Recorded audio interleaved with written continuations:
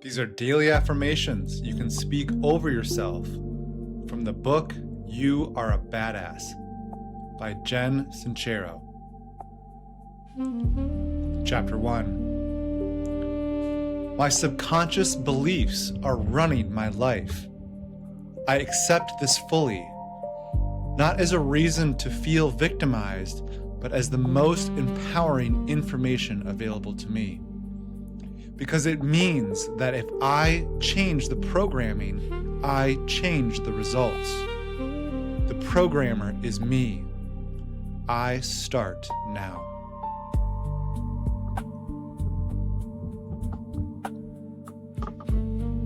I am mostly on autopilot.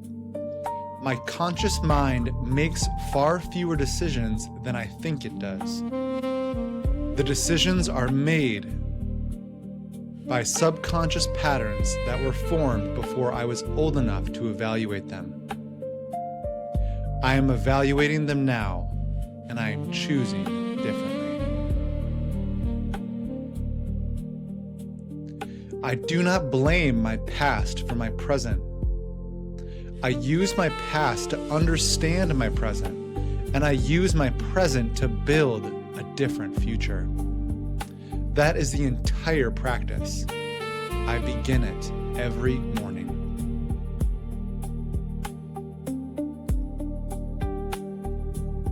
Chapter 2. The G word. I am open to something greater than myself. Whatever I call it, God, source energy, the universe, or simply the intelligence that holds the stars in place, I acknowledge it, I lean into it, and I stop pretending I am navigating this alone.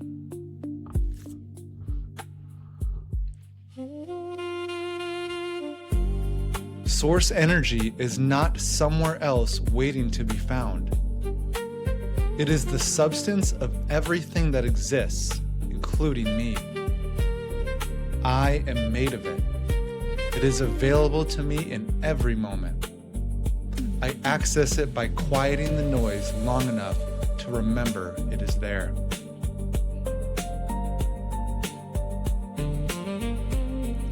I give the higher power stuff a genuine chance. Not as a theological exercise, but as a practical experiment.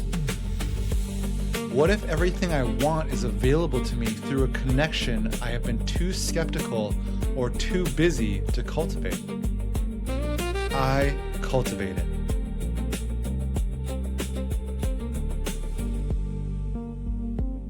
Chapter 3. Present as a pigeon.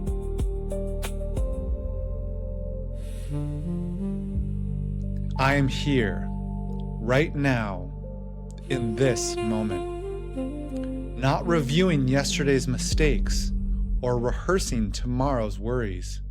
Here, the present moment is where my life is actually happening.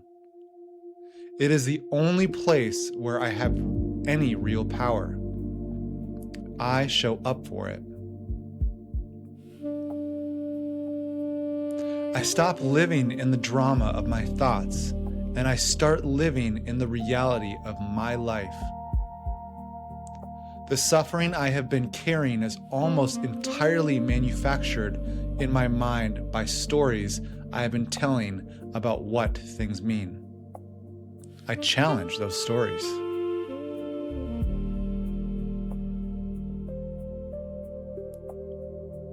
The miracle is not somewhere else. It is right here in the ordinary moment, available to anyone who is paying attention. I am paying attention.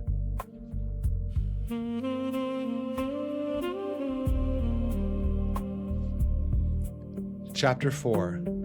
The Big Snooze. I am aware of the big snooze, the ego's desperate attempt to keep me comfortable, small, and exactly where I am. I recognize it when it speaks, and when it tells me all the reasons I cannot do the thing I need to do, I do the thing anyway. The big snooze is not protecting me. It is imprisoning me in a version of my life that was designed to avoid risk rather than produce joy. I decline the protection. I accept the risk. The life I want is on the other side of this discomfort my ego is trying to spare from me.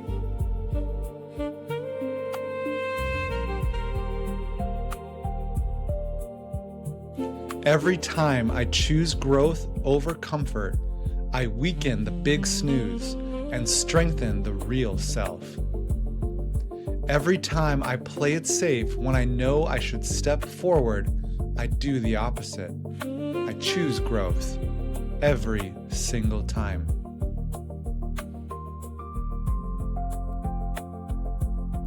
Chapter 5. Self-perception is a zoo.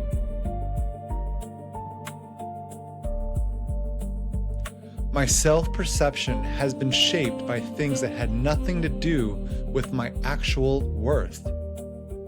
Offhand comments, early failures, other people's fears projected onto my potential. I identify these false perceptions. I release them, and I replace them with the truth of what I actually am.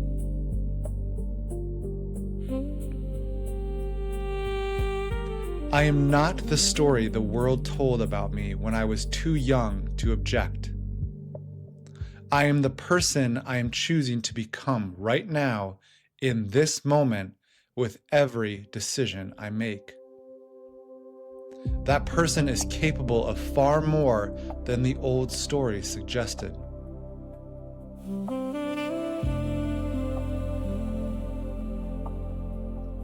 I look at myself honestly and lovingly. The honest part sees what needs to change. The loving part knows it can. I hold both perspectives at once, and I move forward from there.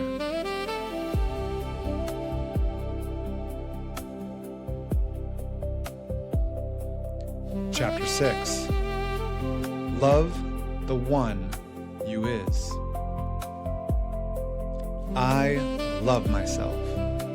Not conditionally, not after I have lost the weight, landed the deal, fixed the flaw, or earned the approval. Now, as I am, with full knowledge of my limitations and full appreciation of my gifts. This is not arrogance. This is the foundation of everything.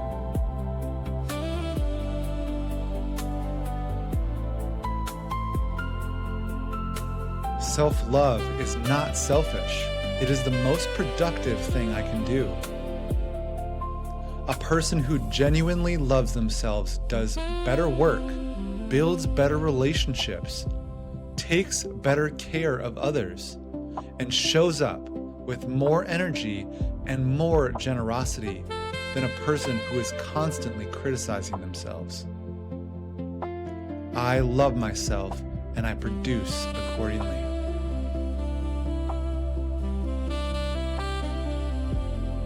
I stop waiting for other people's approval before I allow myself to feel good about who I am.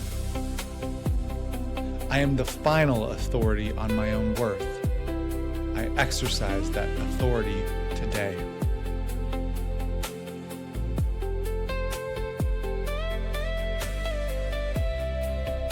Chapter 7.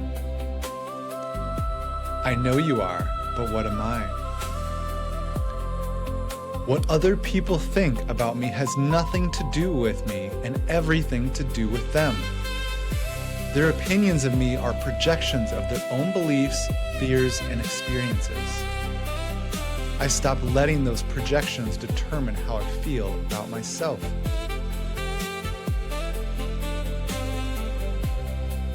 I release the need for approval, not because I do not care about other people, but because I understand that the version of me that is always seeking approval is the version of me that never takes any meaningful risk. I take risks. I do not wait for permission.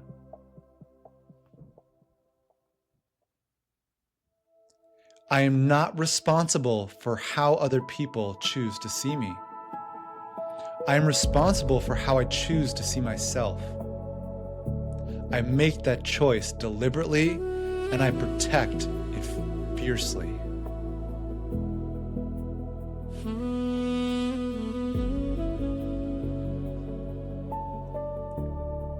Chapter 8. What are you doing here? I have a purpose, a specific, individual, irreplaceable contribution that only I can make with a particular combination of my history, my gifts, my passion, and my presence. I take that purpose seriously. I pursue it without apology.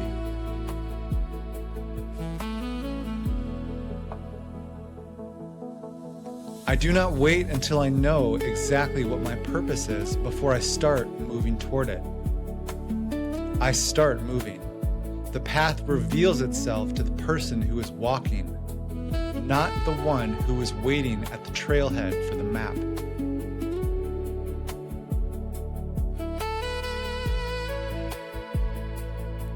I was not placed here by accident. My life has meaning that goes beyond what I can currently see.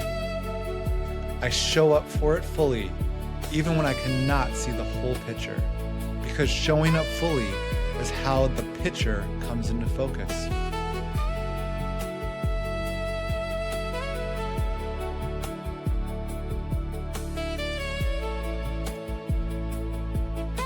Chapter 9. Loincloth Man.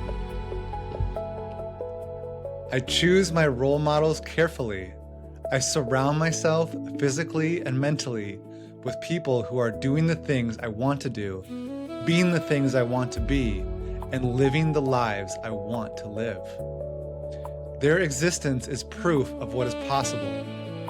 I use that proof.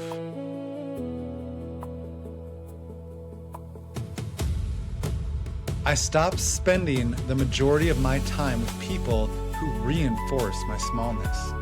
I love them, and I choose carefully how much of my energy I invest in spaces that confirm limitations I am in the process of outgrowing.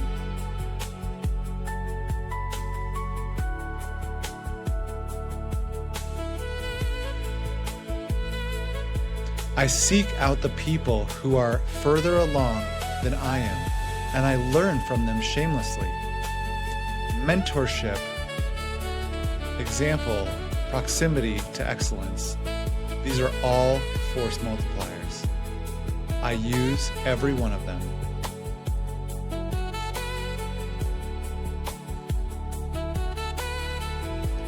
Chapter 10. Meditation 101. I meditate, not perfectly, not for a prescribed amount of time with a specific technique and measurable outcomes. I sit quietly, I breathe, and I let the noise settle. 5 minutes counts. 2 minutes counts. I build the practice one honest attempt at a time.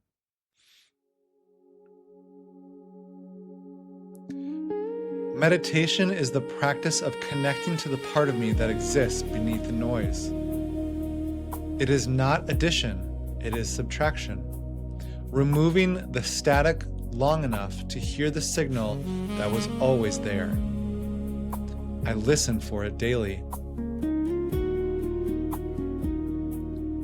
My relationship with source energy is developed in the quiet. Not in the busy, the productive, the scheduled. In the still, I create stillness. I protect it, and I trust what I find there.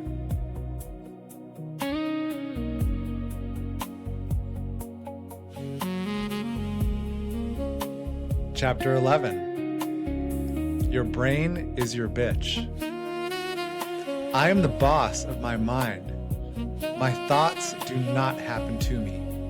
They are produced by a brain that takes its cues from the story I have habitually been telling and the images I consistently hold. I change the stories. I change the images. The brain follows.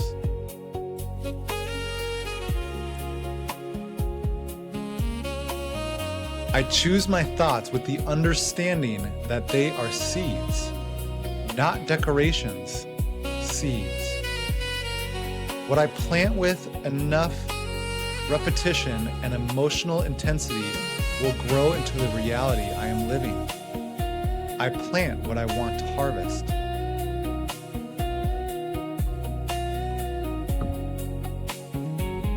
I catch my negative thoughts and I challenge them immediately. Not by suppressing them, but by asking, is this actually true?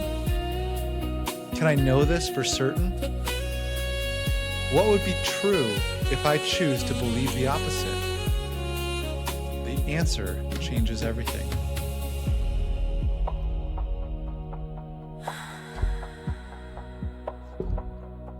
Chapter 12.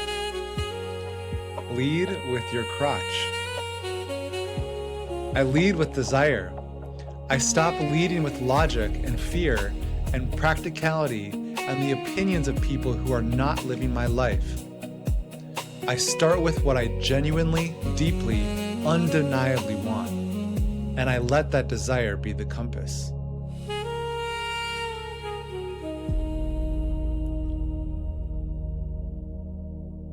The things I want are not arbitrary. They are signals. They point toward my purpose, my gifts, and the unique contribution I am here to make. I take them seriously instead of dismissing them as impractical or unearned.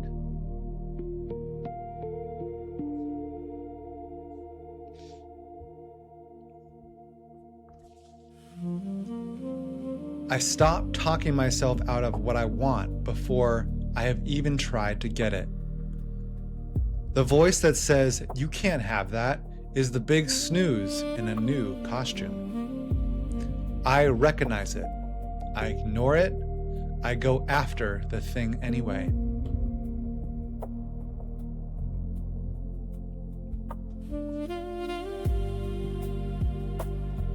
Chapter 13. Give and let give. I give generously, not because I have more than enough, but because giving is the physical embodiment of the belief that there is more than enough. That belief, practiced through giving, creates the reality it reflects.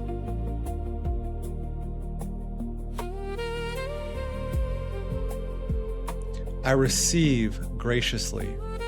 Receiving is not weakness. It is the other half of the energetic exchange that keeps abundance in motion. When I refuse to receive, I interrupt the flow.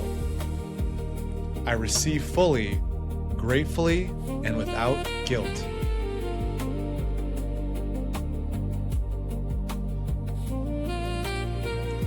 Generosity is a frequency.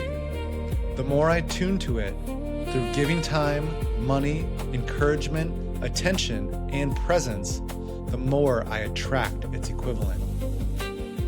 I tune to it deliberately and consistently.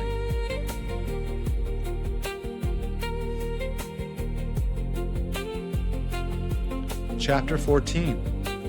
Gratitude, the gateway drug to awesomeness. I am grateful, aggressively, specifically, and relentlessly grateful. Not for the big things, for the ordinary things. The air I breathe, the mind I think with, the day I have been given. Gratitude at this level changes the frequency I am broadcasting and changes what I attract.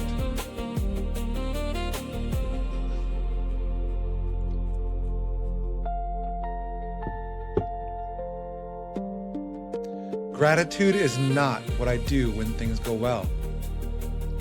It is what I do to make things go well. It is a practice, not a response. I practice it first thing in the morning, last thing at night, and in the middle of every difficult moment I encounter.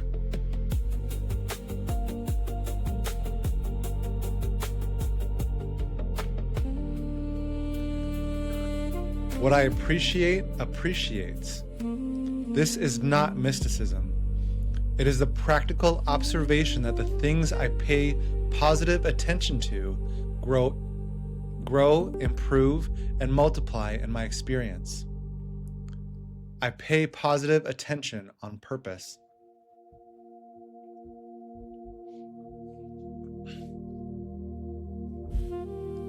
Chapter 15. Forgive or fester. I forgive, not because the other person deserves it, but because I deserve the freedom that forgiveness produces. Resentment is a poison I drink while expecting someone else to suffer. I put it down.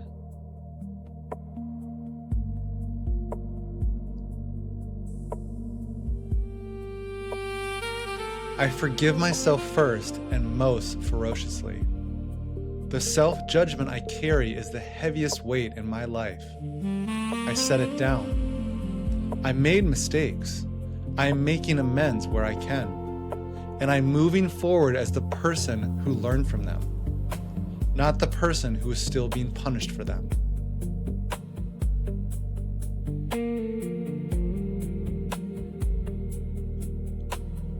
Forgiveness is not a feeling. It is a decision made repeatedly until the emotional charge dissipates. I make the decision. I make it again tomorrow. And eventually, it sticks.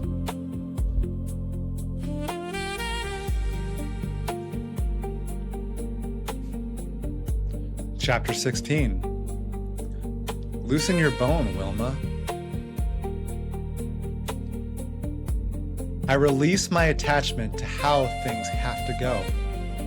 I hold my goals clearly, and I hold my plans loosely. The universe frequently has a better route to the destination than the one I mapped out. I stay open to the better route.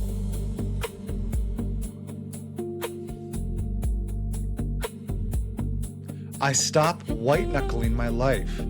The tighter I grip, the less room I leave for things to grow, change, and become more than I planned. I set the intention and I release the outcome to something larger than my own understanding.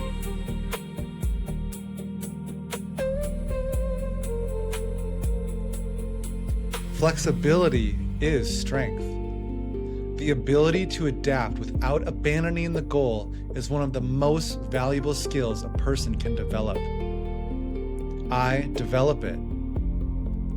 I loosen my grip on the how, and I stay committed to the what.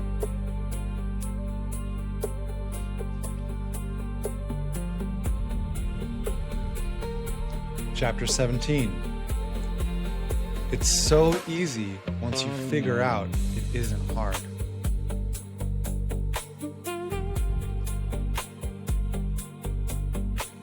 I stop making it harder than it is.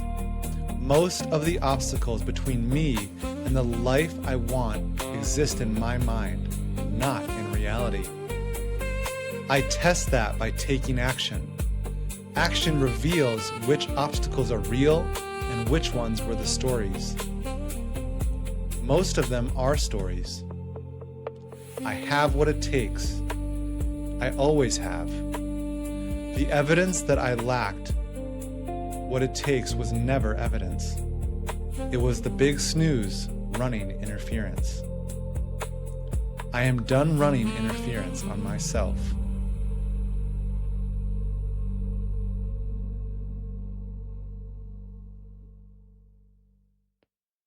I decide that it is possible.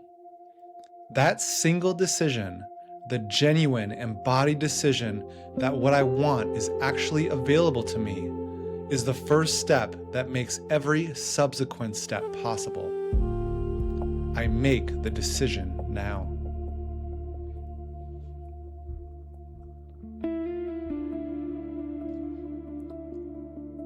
Chapter 18.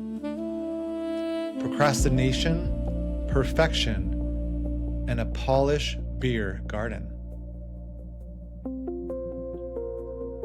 I am not a perfectionist. I am a procrastinator dressed up as a perfectionist. The pursuit of perfect is how I avoid the discomfort of beginning. I begin imperfectly, immediately, and I refine as I go.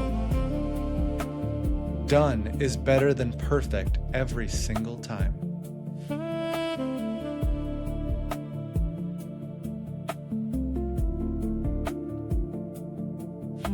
I do the scary thing first. The relief of having done it always exceeds the discomfort of the anticipation.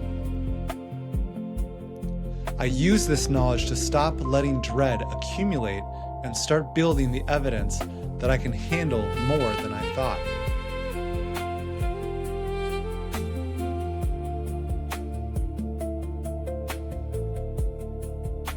I take the first step without knowing all the steps.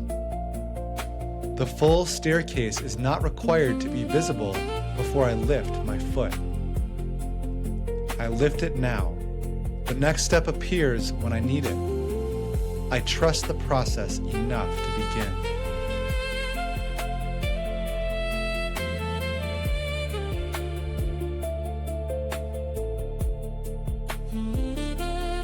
Chapter 19. The drama of overwhelm. I am not overwhelmed. I am choosing to feel overwhelmed because it is more comfortable than choosing where to focus and doing that thing. I choose where to focus. I do the thing. The overwhelm dissolves.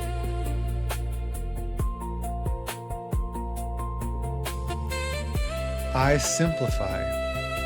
I identify the one thing that will have the most impact and I do it first. Not the 12 things, the one thing. Clarity about what matters most is the antidote to the paralysis of too much.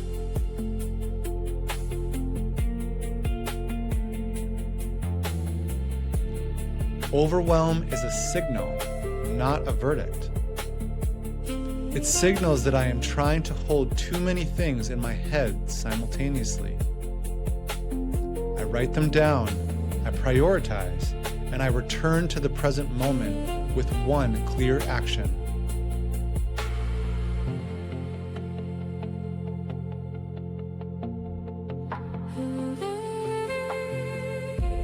Chapter 20.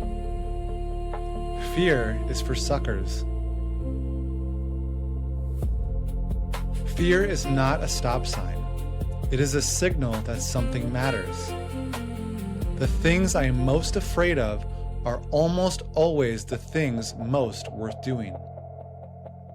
I use fear as a compass, not a cage.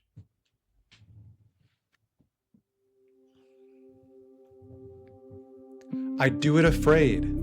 I do not wait until I feel ready. Ready is a feeling that arrives after the action, not before it. I act, and readiness follows. I have learned this, and I apply it.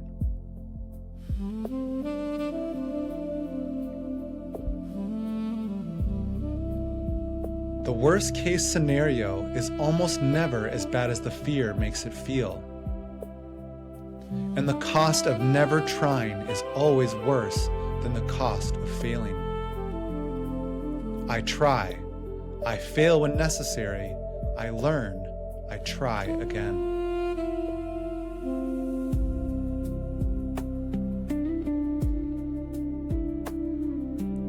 Chapter 21. Millions of mirrors. The people in my life are mirrors. What I consistently see in others, the traits that inspire me, the behaviors that trigger me, are reflections of what exists in me. I use this information honestly and without judgment to understand myself better.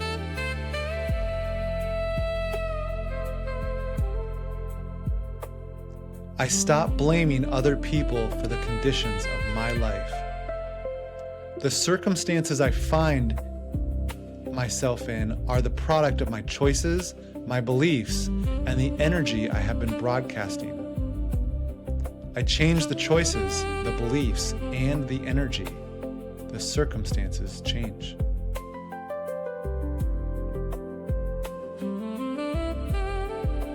I take full responsibility for my experience of every relationship I am in. This is the most powerful thing I can do. Not because everything is my fault, but because responsibility gives me leverage. Blame gives me nothing.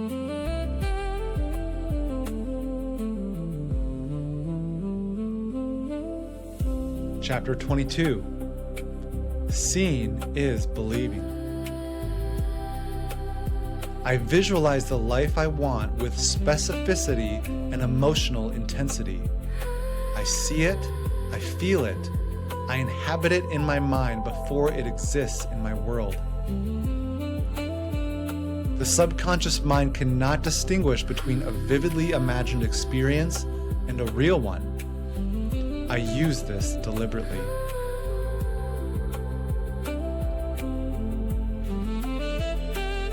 I write down what I want, in detail, with a deadline, and I read it every day. The act of writing transforms a vague wish into a concrete intention, and the act of daily reading keeps that intention at the front of my subconscious mind where it can do its work.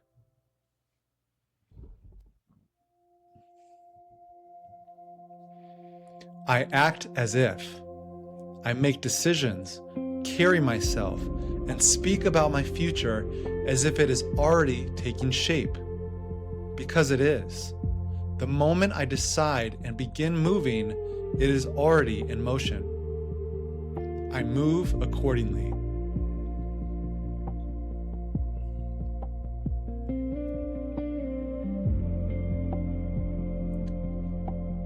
Chapter 23.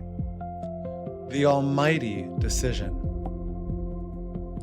I have decided, not wished, not hoped, not tried, decided. The moment I make a genuine, irrevocable decision to create something, the entire creative process of the universe begins reorganizing itself around that decision. I make the decision now.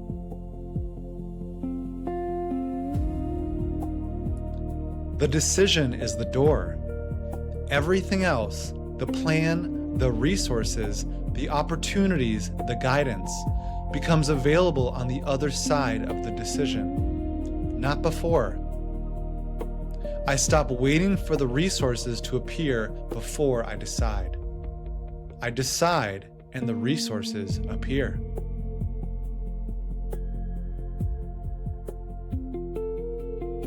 I do not negotiate with my decisions.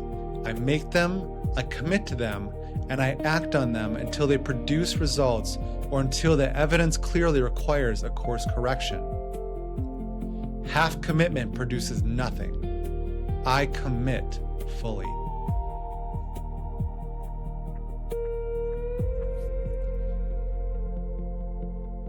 Chapter 24. Money, your new best friend.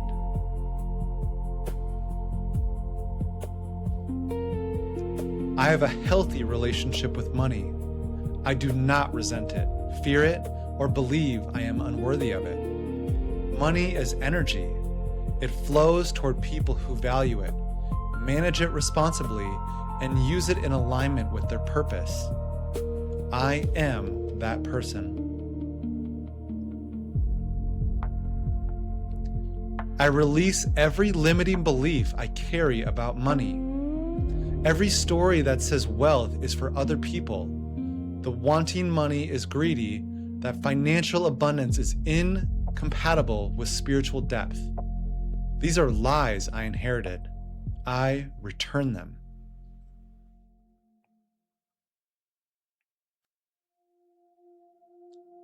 I am building financial abundance through value creation, disciplined habits, and the willingness to charge appropriately for what I offer.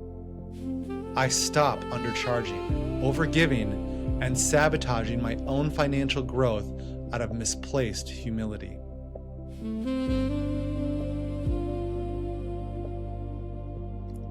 Chapter 25. Remember to surrender.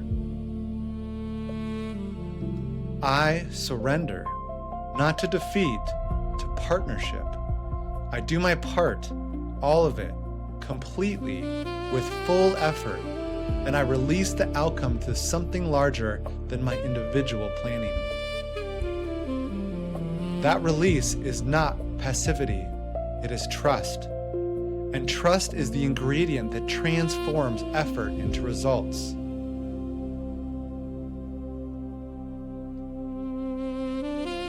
I trust the timing of my life. What appears to be delay is often preparation.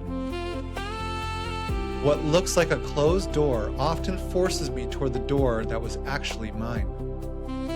I stop fighting the timing and I start looking for what the current moment is preparing for me.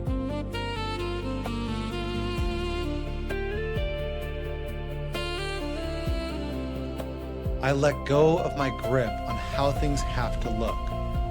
The life I want may not arrive in the shape I expected. I stay committed to the feeling, the values, and the purpose, and I stay flexible about the form.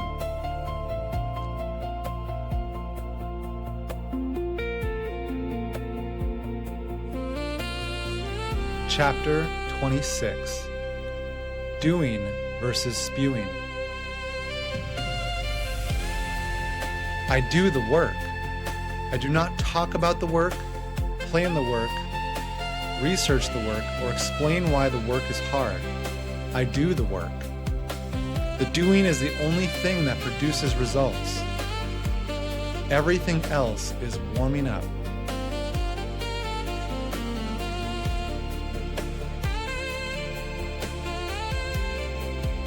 I am a person of action. Not frenetic, anxious action. Deliberate, purposeful, consistent action directed at what matters most. Small actions taken consistently over time produce results that dramatic bursts of effort cannot.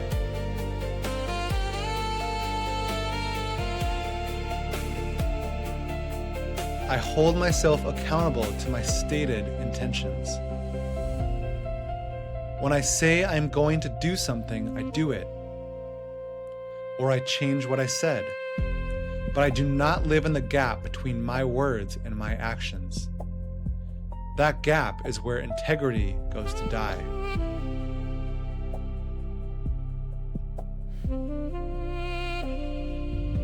Chapter 27. Beam me up, Scotty. I am a badass. Not because I have arrived at some perfect state of confidence or clarity, because I have decided to stop letting my limitations be the final word about what my life will contain. That decision made daily is what badass actually means.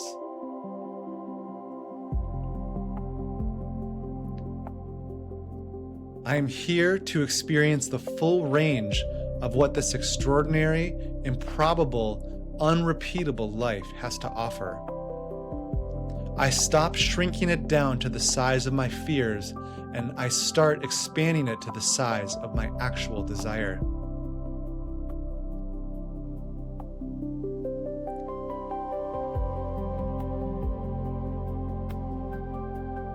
I live on purpose. I love out loud. I move with intention and I rise with faith. The life I want is available to me. It always has been. I claim it today. I claim it again tomorrow. And I will not stop claiming it until it is every bit as real in my world as it is in my vision. I hope this blesses you. Grace and peace.